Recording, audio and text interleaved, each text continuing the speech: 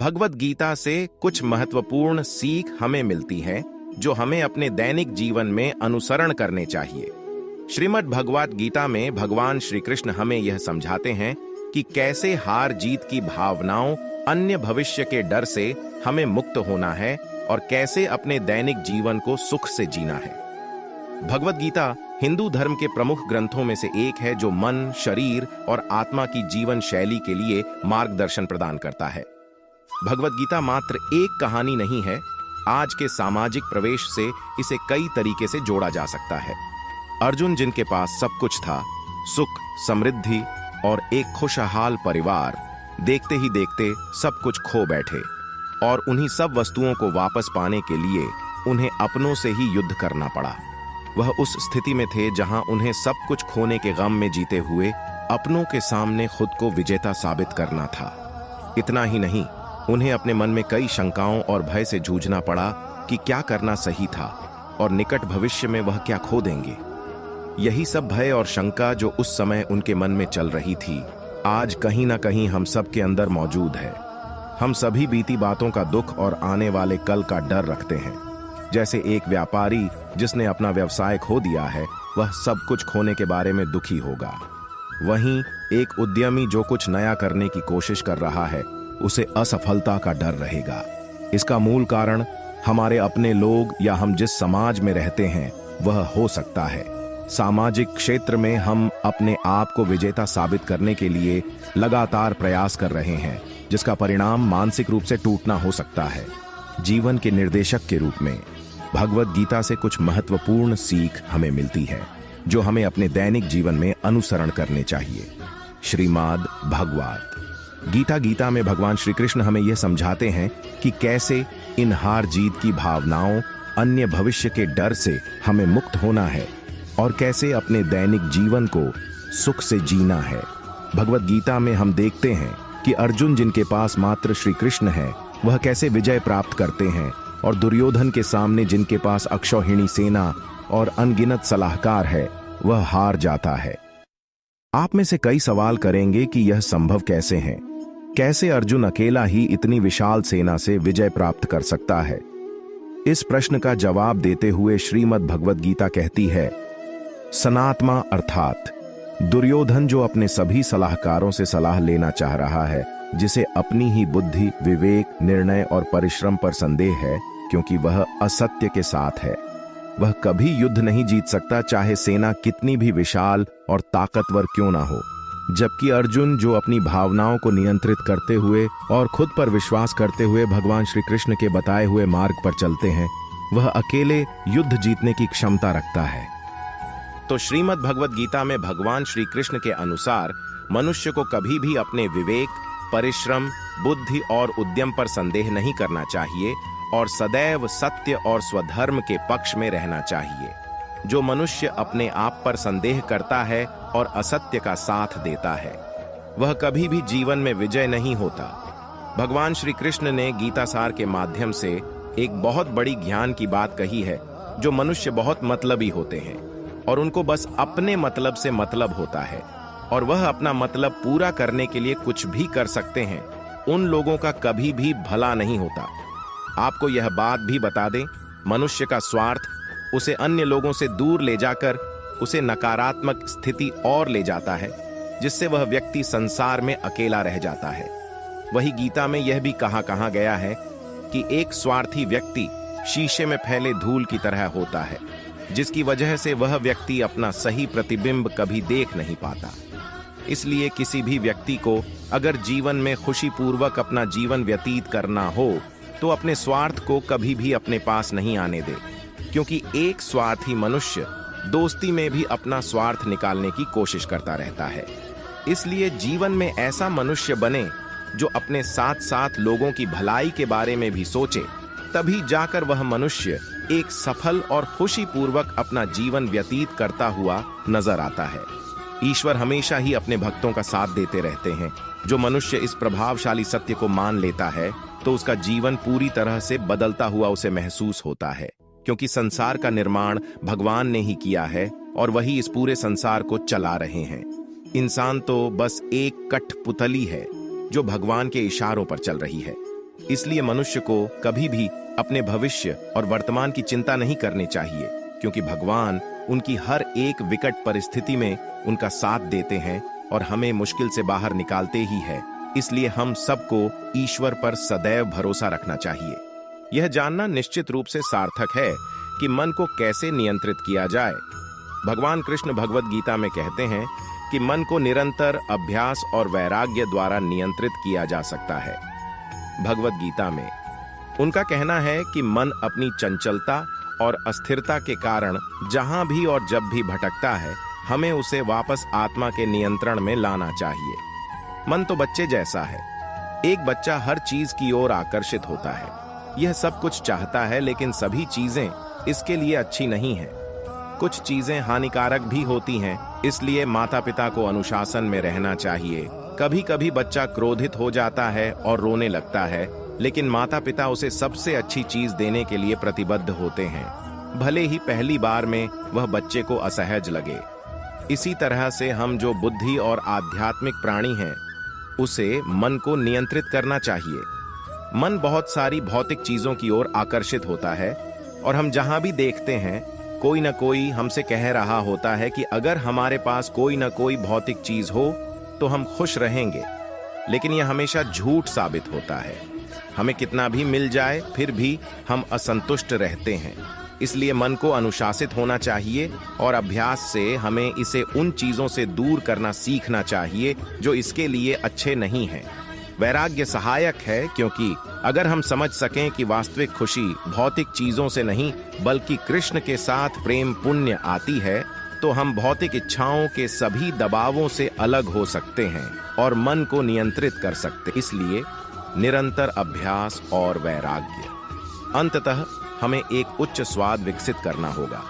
भगवान कृष्ण कहते हैं, देहधारी आत्मा को इंद्रिय भोग से प्रतिबंधित किया जा सकता है।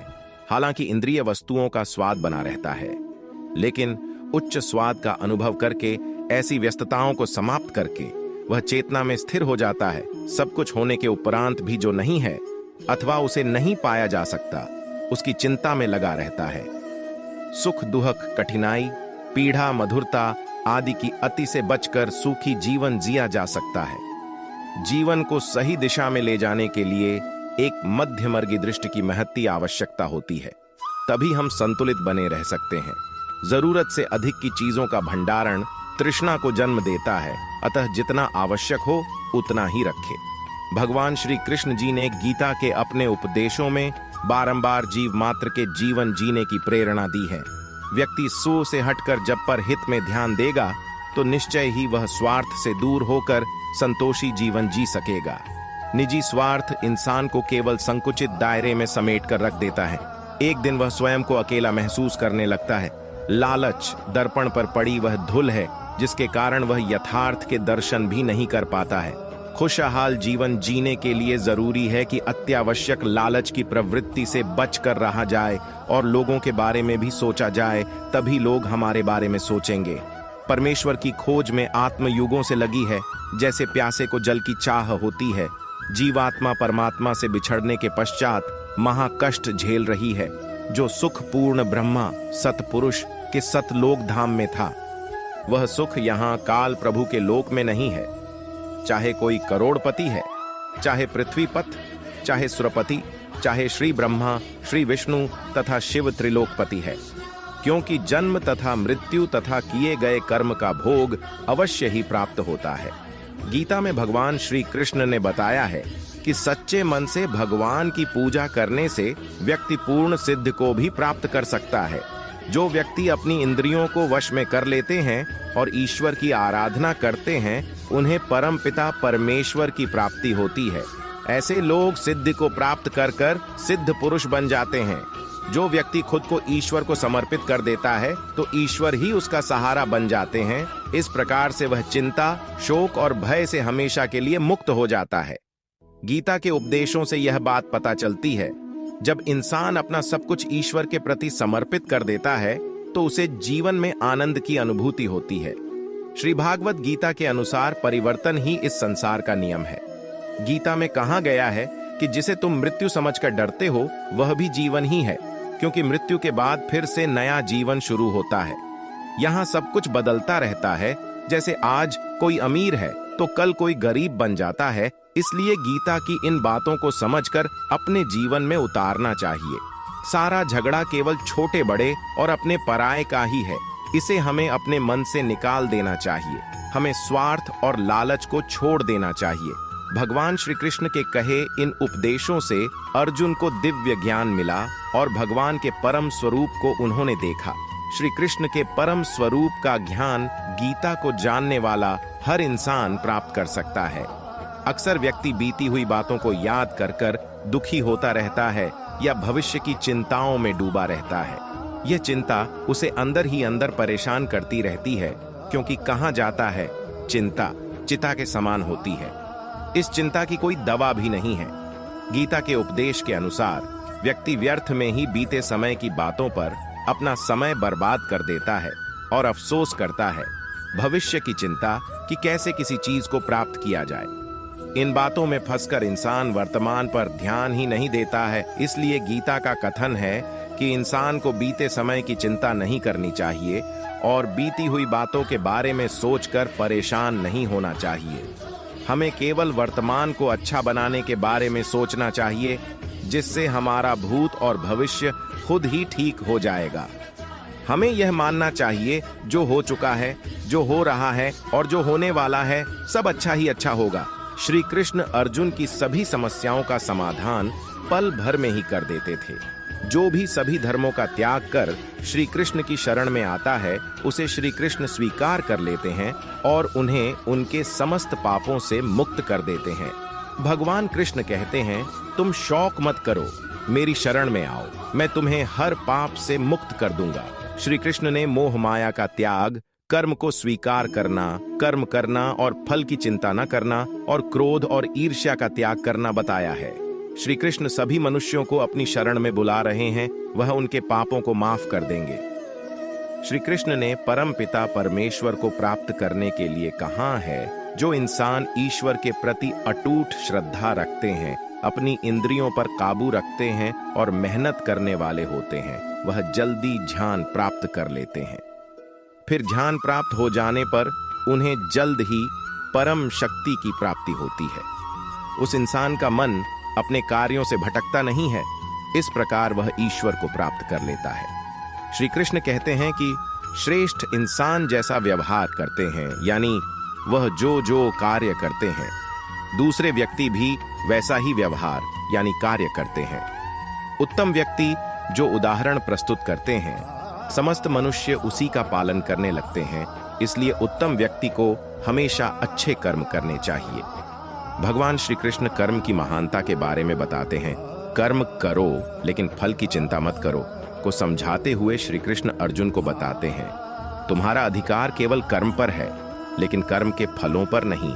काम करने में तुम्हें मन लगाना चाहिए। इसमें श्री कृष्ण ने कर्म की महानता को बताया है। यह वचन मानव जीवन के लिए सबसे कल्याणकारी है। कर्म, दर्शन और योग का पूरा सार इसी पर आधारित है। कर्म से ही मनुष्य का निर्माण होता है। हर व्यक्ति को कर्म करके ही सिद्धि और ज्ञान प्राप्त होता है। श्री कृष्ण कहते हैं, जो अपने कामों के प्रति समर्पित रहता है और कार्यों को अच्छी तरह से पूरा करता है, वह जीवन में सफलता प्राप्त करता है। कर्म प्रकृति के द्वारा कराए जाते हैं। बिना कर्म के इस संसार में कुछ भी प्राप्त नहीं किया जा सकता है। जो लोग अच्छे होते हैं और अच्छे कार्य करते हैं, ईश्वर को उनकी जिम्मेदारियों और रक्षा की जिम्मेदारी स्वयं लेनी पड़ती है। मतलब अच्छे व्यक्तियों की रक्षा के लिए ईश्वर अवतार लेते हैं। इसलिए सभी इंसानों को अच्छाई के रास्ते पर चलते हुए जीवन व्यतीत करना चाहिए। श्री कृष्ण जी कहते हैं, धर्म की स्थापना के लिए, अर्थात अच्छे लोगों के कल्याण के लिए और दुष्ट लोगों के विनाश के लिए, मैं हर युग में समय समय पर जन्म लेता हूँ। कहने का तात्पर्य है, भगवान अपने भक्तों की रक्षा के लिए हर युग में जन्म लेते हैं और दुष्ट व्यक्तियों का विनाश करते हैं, यानी सृष्टि की रक्षा करते हैं।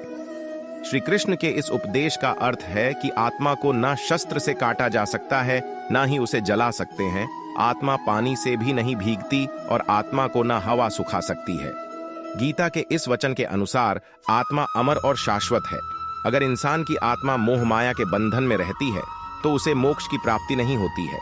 इसलिए आत्मा का शुद्धिकरण जरूरी है। यह शरीर नश्वर है। ये शरीर 5 तत्व अग्नि, जल, वायु, पृथ्वी और आकाश से बना है और अंत में शरीर इसी में मिल जाना है। शरीर से आत्मा चली जाएगी क्योंकि आत्मा कभी नहीं मरती। श्री कृष्ण ने कहा है कि इंसान का शरीर एक तरह का वस्त्र है जिसे आत्मा हर जन्म में बदलती रहती है। कहने का तात्पर्य है कि मनुष्य का शरीर एक दिन नष्ट हो जाएगा, परंतु आत्मा हर जन्म में शरीर रूपी वस्त्र को बदलती है। इसे ही जन्म मरण का चक्र भी कहते हैं। मौत के बाद फिर जिंदगी है। जब तक आत्मा को मोक्ष प्राप्त नहीं होता तब तक वह जन्म लेती है। इस वचन के माध्यम से श्री कृष्ण ने इंसान को अपने मन में मोह माया के बंधन से मुक्त होने के लिए कहा है। किसी वस्तु के बारे में ज्यादा सोचने से इंसान उसकी मोह माया में डूब जाता है। इससे उसमें उस वस्तु को पाने की इच्छा पैदा हो जाती है और कामना में समस्या आने पर क्रोध का जन्म होता है। श्री कृष्ण ने ईर्ष्या, क्रोध और स्वार्थ जैसे अवगुण से इंसान अधर्म के रास्ते पर चलने लगता है। इससे इंसान का नैतिक पतन हो जाता है। श्री कृष्ण ने अर्जुन की समस्या का समाधान करते हुए कहा, अगर तुम युद्ध में लड़ते समय वीर गति को प्राप्त होते हो तो तुम्हें स्वर्ग मिलेगा, और यदि युद्ध में विजयी होते हो तो इस धरती के सभी सुखों को पाओगे। श्री कृष्ण कहते हैं, हे अर्जुन, उठो और युद्ध करो। श्री कृष्ण ने इस वचन के द्वारा कर्म करने को प्रेरित किया है। वर्तमान कर्म पर ध्यान देंगे तभी सुख मिलेगा। आज के समय में तनाव के कारण कई तरह की बीमारियां इंसान को हो रही हैं। गीता में कहा गया है, क्यों व्यर्थ की चिंता करते हो, किससे डरते हो? डर को त्याग दो। जब आत्मा ना जन्म लेती है और ना ही मरती है तो डरने की कोई बात नहीं है। चिंता से आत्मा और शरीर को दुख पहुंचता है। यहाँ अर्जुन से श्री कृष्ण कहते हैं कि जब जब धर्म की ग्लानि होती है और अधर्म बढ़ता है तब तब मैं स्वयं श्री कृष्ण धर्म की रक्षा के लिए अवतार लेता हूँ, अर्थात अपनी रचना करता हूँ। पृथ्वी पर पाप बढ़ने पर ईश्वर स्वयं किस रूप में आकर उसका अंत करते हैं और उससे अपने भक्तों की रक्षा करते हैं। श्री कृष्ण ने उन व्यक्तियों के लिए बड़ी सीख दी है जो व्यक्ति दूसरों की भलाई नहीं करते और सिर्फ अपना स्वार्थ सिद्ध करने में लगे रहते हैं। उनका कभी भला नहीं होता। इंसान का स्वार्थ उसे बाकी लोगों से दूर कर नकारात्मकता की ओर लेकर जाता है, जिसके चलते इंसान अकेला रह जाता है। स्वार्थ शीशे पर लगी धूल की तरह है, जिसके कारण व्यक्ति अपना चेहरा ही नहीं देख पाता है। अगर आप चाहते हैं कि अपना जीवन खुशी से व्यतीत करें तो इसके लिए आप अपने स्वार्थ को कभी अपने पास नहीं आने दें, क्योंकि स्वार्थी व्यक्ति दोस्ती भी अपना स्वार्थ निकालने के लिए करते हैं। श्री कृष्ण कहते हैं, इंसान के लिए किसी भी प्रकार की अधिकता खतरनाक साबित हो सकती है। जिस प्रकार रिश्ते अच्छे हों या बुरे, खुशी हो या गम, हमें किसी भी परिस्थिति में अति नहीं करनी चाहिए और जीवन में संतुलन बनाकर रखना चाहिए। जब तक व्यक्ति अपने जीवन में संतुलन नहीं बनाकर रखेगा, वह हमेशा दुखी ही रहेगा। मनुष्य को जरूरत से ज्यादा कोई चीज नहीं करनी चाहिए। जो व्यक्ति नियमित गीता पढ़ता है उसका मन शांत बना रहता है। वह विपरीत परिस्थिति में भी अपने मन वह वचनों पर नियंत्रण पा लेता है। गीता का अध्ययन करने वाला व्यक्ति धीरे धीरे काम वासना, क्रोध, लालच और मोह माया के बंधनों से मुक्त हो जाता है। ऐसे बंधन उसे और उसके जीवन में कभी रुकावट नहीं बन पाते। गीता पढ़ने वाला व्यक्ति पूर्ण रूप से अपने मन में नियंत्रण पा लेता है। वह जैसे चाहे अपने मन को कार्य में ले सकता है। गीता पढ़ने वाले व्यक्ति को सच और झूठ, ईश्वर और जीव का ज्ञान हो जाता है। उसे अच्छे और बुरे की समझ आ जाती है। गीता पढ़ने से व्यक्ति का आत्मबल बढ़ता है और व्यक्ति साहसी और निडर बनकर अपने कर्तव्य पथ पर आगे बढ़ता है। रोजाना गीता पढ़ने से शरीर और दिमाग में सकारात्मक ऊर्जा विकसित होती है। ऐसे व्यक्ति को भूत, पिशाच आदि का भय नहीं रहता। इसका सार यह है कि लोक में जितने देवता हैं सब एक ही भगवान की विभूतियां हैं। मनुष्य के समस्त गुण और अवगुण भगवान की शक्ति के ही रूप हैं। बुद्धि से इन छूट भी देवताओं की व्याख्या चाहे न हो सके, किंतु लोक में तो वह हैं ही। कोई पीपल को पूज रहा है, कोई पहाड़ को, कोई नदी या समुद्र को, कोई उनमें रहने वाले मछली, कछुओं को। यूं कितने देवता हैं। इसका कोई अंत नहीं। विश्व के इतिहास में देवताओं की यह भरमार सर्वत्र पाई जाती है। भगवातों ने इनकी सत्ता को स्वीकारते हुए सबको विष्णु का रूप मानकर समन्वय की एक नई दृष्टि प्रदान की। इसी का नाम विभूति योग है। जो सत्व जीव बाल युक्त अथवा चमत्कार युक्त है, वह सब भगवान का रूप है। इतना मान लेने से चित्त निर्विरोध स्थिति में पहुंच जाता है। इसमें गीता के समस्त उपदेशों का सार एवं उपसंहार है। यहाँ पुण्य बलपूर्वक मानव जीवन के लिए 3 गुणों का महत्व कहा गया है।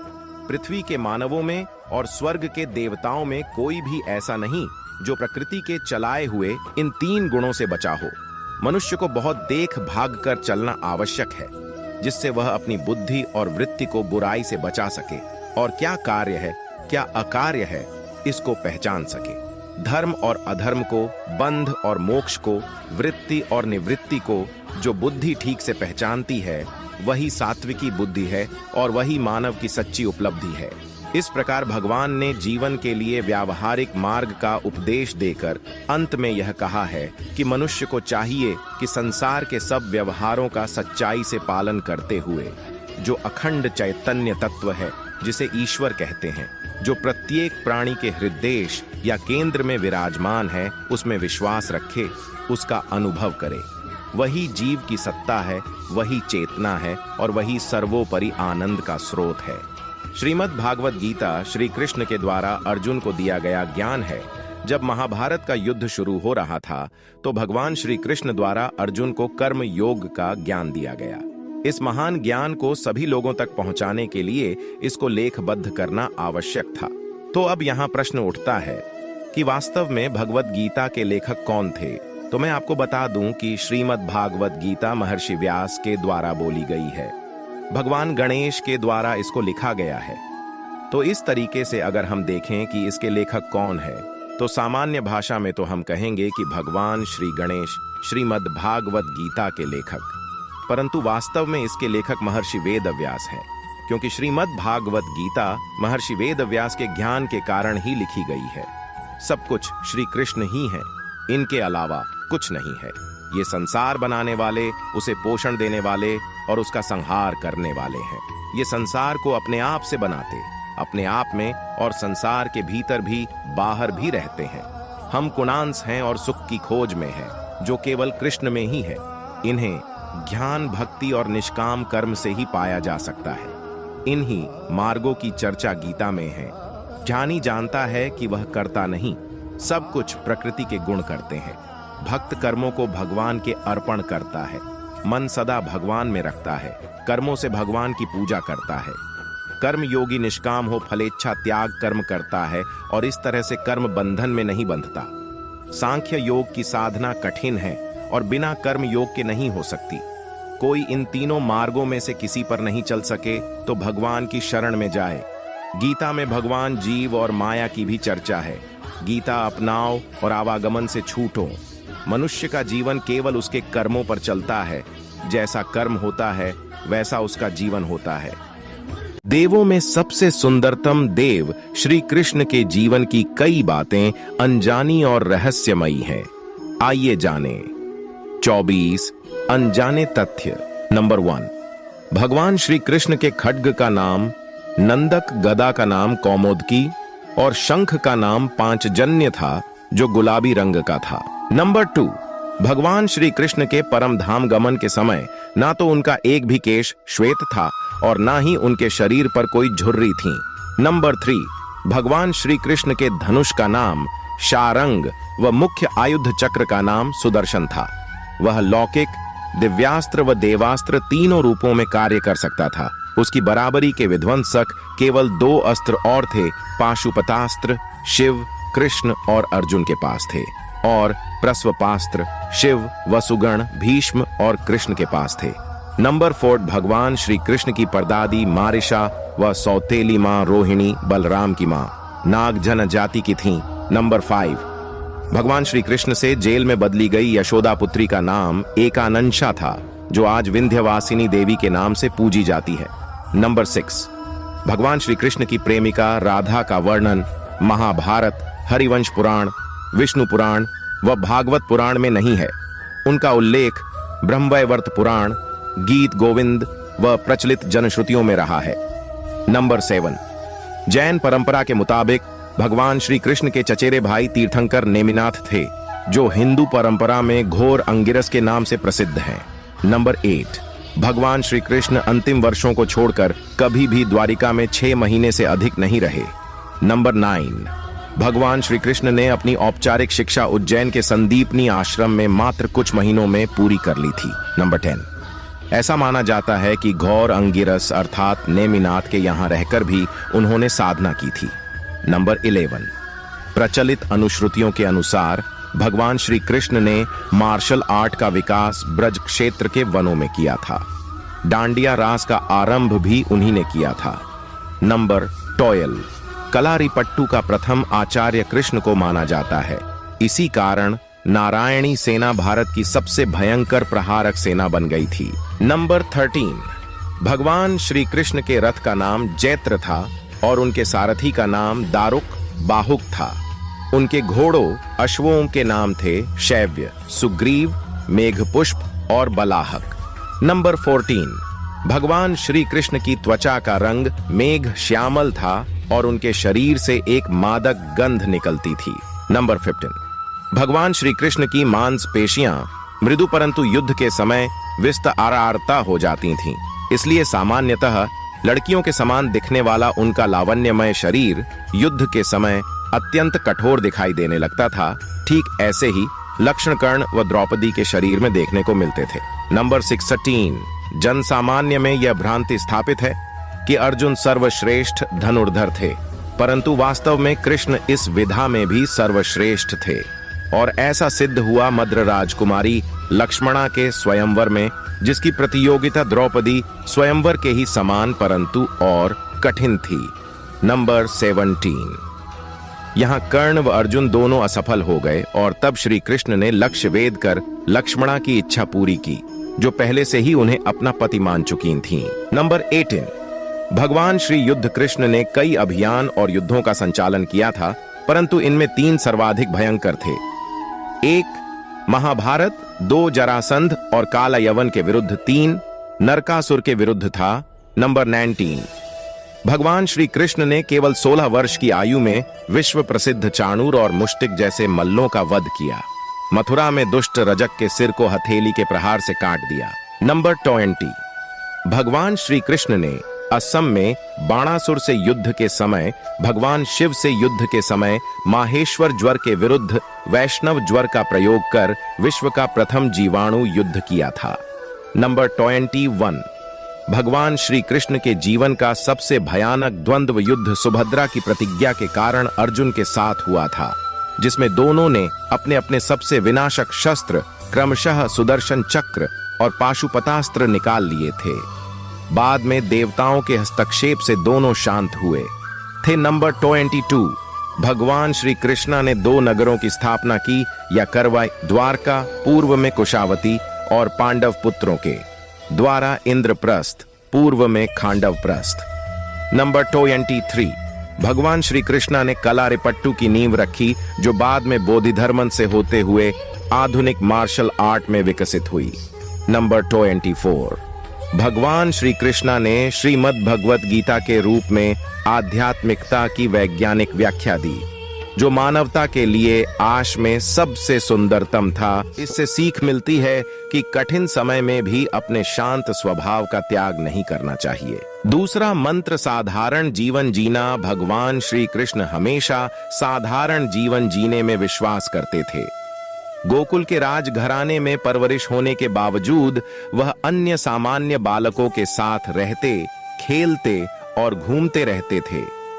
उन्हें कभी भी अपने राजघराने का घमंड नहीं था। तीसरा मंत्र, कभी हार न मानना। कभी भी उनका मन बुरा समय आने पर घबराता नहीं था। वह विपरीत परिस्थितियों का डटकर मुकाबला करते थे। उनका मानना था बुरे समय में विवेक पूर्वक काम करना चाहिए। भगवान श्री कृष्ण ने कभी भी हार न मानने का संदेश दिया था। अंत का प्रयास करते रहना चाहिए, भले ही परिणाम हमारे पक्ष में क्यों न हो। चौथा मंत्र, व्यर्थ की चिंता क्यों करते हो और व्यर्थ में ही डरते हो। तुम्हें कौन मार सकता है? आत्मा ना पैदा होती है ना ही मरती है। जो हुआ वह अच्छा हुआ, जो हो रहा है वह भी अच्छा ही है, जो होगा वह भी अच्छा ही होगा। जो बीत गया उसका तुम पछतावा ना करो और भविष्य की चिंता भी ना करो। अभी तो वर्तमान चल रहा है। इस युद्ध में तुम्हारा क्या गया जो तुम रो रहे हो? तुम क्या लेकर आए थे जो खो दिया तुमने? क्या तुमने पैदा किया था जो खो दिया तुमने? तुम ना कुछ लेकर आए थे ना कुछ लेकर जाओगे। जो कुछ लिया था वह यहीं से लिया था, जो दिया यहीं पर दिया। जो कुछ भी तुम्हें मिला वह भगवान से मिला, जो तुमने दिया वह भी भगवान को ही दिया। तुम खाली हाथ ही यहाँ पर आए थे, खाली हाथ ही जाओगे। जो आज तुम्हारे पास है वह कल किसी और के पास होगा, परसों किसी और के पास ही होगा। तुम इसे सत्य समझकर खुश रहो। बस यही बात तुम्हें अंदर से खुश कर सकती है। परिवर्तन ही तो संसार का नियम है। जिसे तुम मृत्यु समझते हो वही तो एक नया जीवन है। इस संसार में तुम एक ही क्षण में करोड़ों के स्वामी बन जाते हो, तो वही दूसरे सर दरिद्र एबी बन जाते हो। मेरा तेरा, छोटा बड़ा, अपना पराया, इन सब चीजों को अपने मन से निकाल दो तो फिर सब कुछ तुम्हारा है। तुम इन सब के हो। यह शरीर भी तुम्हारा नहीं है, नहीं तुम इस शरीर के हो। यह अग्नि, जल, वायु, पृथ्वी, आकाश, इन सब चीजों से मिलकर शरीर बना है। आखिरकार इन सब में ही मिल जाएगा, लेकिन यह आत्मा स्थिर है। तुम्हें अपने आप को भगवान के सहारे छोड़ देना चाहिए। तुम्हारे लिए यही सबसे उत्तम उपाय है जो उनके सहारे को जाता है। वह भय, चिंता, शोक से दूर और मुक्त हो जाता है। हिंदी साहित्य और पुराणों में दो प्रमुख महाकाव्य बहुत प्रचलित है, जिनमें से पहला है रामायण और दूसरा है भगवद गीता। यह हिंदी मान्यताओं के अनुसार पवित्र ग्रंथों में से एक है। आज हम हमारे इस लेख में बात करने जा रहे हैं श्री भगवद गीता के उपदेशों के बारे में। महाभारत के मुताबिक भगवान श्री कृष्ण महाभारत के युद्ध के दरमियान अपने शिष्य अर्जुन को कुछ उपदेश दिए थे, जिसके वजह से अर्जुन के लिए युद्ध जितना आसान हो गया था। गीता के उपदेश को जीवन का सार या जीवन के उपदेश भी कहा जाता है। वही अगर आप हिंदू धर्म के अनुसार महाग्रंथ के उपदेशों को अपने जीवन में भी लागू करेंगे तो आपका जीवन बहुत ही आसान हो जाएगा। इसके साथ साथ ग्रंथ में जीवन की सच्चाई और मनुष्य धर्म से जुड़े हुए कुछ बातें भी बताई गई हैं। कई बार ऐसा भी होता है कि हमें अपनी समस्या का समाधान नहीं मिल पाता और हम विपत्ति के समय बहुत ही परेशान हो जाते हैं। कई लोग तो अपने गुस्से पर अपना आपा खो बैठते हैं या फिर अपनी समस्या के से विचलित होकर भाग पड़ते हैं। ऐसे में गीता में दी के उपदेश हमारे जीवन की सारी समस्याओं चुटकी में हल कर सकती है और हमें अपने जीवन जीने के लिए एक बेहतर कला सिखाती है। साथ ही अपने जीवन में सफल होने की प्रेरणा भी देती है। महाभारत के युद्ध के दरमियान भगवान श्री कृष्ण ने अर्जुन को गीता के उपदेश बताएं, जिसे सुनकर अर्जुन को ज्ञान की प्राप्ति हुई थी। गीता के उपदेश नहीं केवल अर्जुन के लिए थे, बल्कि यह संपूर्ण मानव प्रजाति के लिए है। मनुष्य के जीवन में सफलता पाने के लिए भगवद गीता में दिए गए उपदेश एक मंत्र की तरह काम कर सकते हैं। आइए तो अब जानते हैं गीता सार के बारे में, जो इंसान के अंदर चल रही उठापटक को शांत करके उन्हें सफल जीवन जीने के लिए मदद करती है। भगवद गीता के एक श्लोक में भगवान श्री कृष्ण ने मानव शरीर की तुलना एक कपड़े के टुकड़े से की है। मतलब मनुष्य शरीर एक ऐसा कपड़ा है जिसे आत्मा अपने हर जन्म में बदलती रहती है। इसका मतलब मनुष्य का शरीर आत्मा के लिए एक अस्थाई वस्त्र की तरह है, जिसे उसे अपने हर जन्म में बदलना पड़ता है। गीता का यह उपदेश हमें यह सिखाता है कि हमें मनुष्य के आत्मा से प्यार करना चाहिए, उनकी पहचान उनके आत्मा से करनी चाहिए। हमें मनुष्य के शरीर से आकर्षित नहीं होना चाहिए। मनुष्य के भीतरी मन को समझना ही उचित होता है। जो लोग मनुष्य के शरीर से ही केवल प्यार करते हैं, ऐसे लोगों के लिए गीता का उपदेश बहुत कुछ सिखाने वाला साबित हो सकता है। गीता के इस उपदेश में भगवान श्री कृष्ण ने यह बताया है कि इंसान को जन्म मरण के चक्र के बारे में जान लेना चाहिए, क्योंकि मनुष्य के जीवन का एकमात्र सच जो है वह मृत्यु है। क्योंकि जिस भी इंसान ने इस दुनिया में जन्म लिया है, उसे एक न एक दिन इस संसार को छोड़कर जाना ही पड़ता है, और यही इस दुनिया का अटल सत्य है। लेकिन इस बात से भी नकारा नहीं जा सकता कि हर इंसान अपनी मौत से भयभीत रहता है। इसलिए मनुष्य को जीवन की अटल सच्चाई को जान लेना चाहिए और अपनी वर्तमान की खुशियां को भी खराब नहीं करना चाहिए। भगवान श्री कृष्ण ने इस उपदेश में यह बताया है कि क्रोध से मनुष्य को भ्रम पैदा होता है और भ्रम में वह अपनी बुद्धि का विनाश कर बैठता है। क्रोध में जब मनुष्य की बुद्धि काम नहीं करती है, तब मनुष्य का तर्क वितर्क करने की क्षमता नष्ट हो जाती है और व्यक्ति का वही नाश हो जाता है। इसी तरह हर एक व्यक्ति को अपने गुस्से पर काबू करना सीखना चाहिए।